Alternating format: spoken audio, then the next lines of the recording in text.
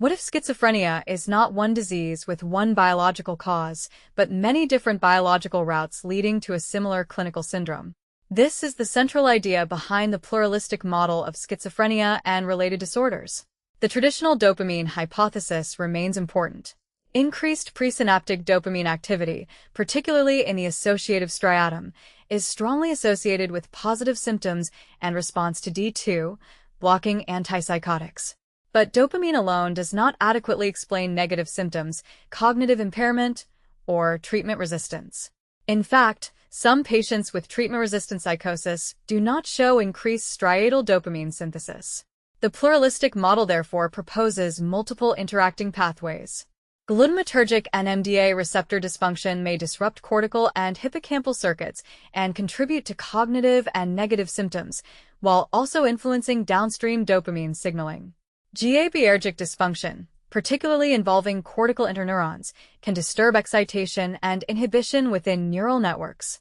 Serotonergic signaling, especially through the 5-HT2A receptor, can influence psychosis and cortical processing.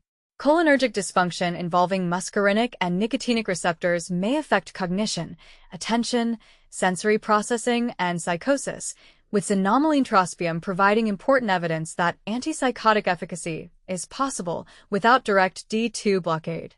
Endocannabinoid and opioid systems may further modulate dopamine, glutamate, GABA, reward, motivation, and effect.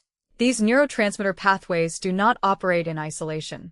Genetic vulnerability, neurodevelopmental abnormalities, neuroinflammation, oxidative stress, and mitochondrial dysfunction can alter synaptic function and interact with these neurotransmitter systems. The key concept is multicausality and multifinality.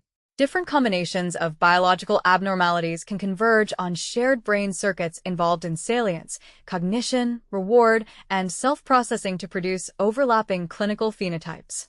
In other words, different biology can produce similar psychosis, and similar psychosis can arise from different biology. The clinical implication is important. Schizophrenia may contain biologically distinct subgroups that require different therapeutic strategies. The future of psychiatry may therefore move from simply matching a diagnosis to a drug toward identifying mechanisms, biomarkers, neural circuits, and individual symptom dimensions. So, when you think about schizophrenia, think beyond dopamine. Think pathways, circuits, mechanisms, and ultimately, precision psychiatry. Read the original JAMA Psychiatry article and keep exploring how this pluralistic model could change the way we understand and treat schizophrenia and related disorders.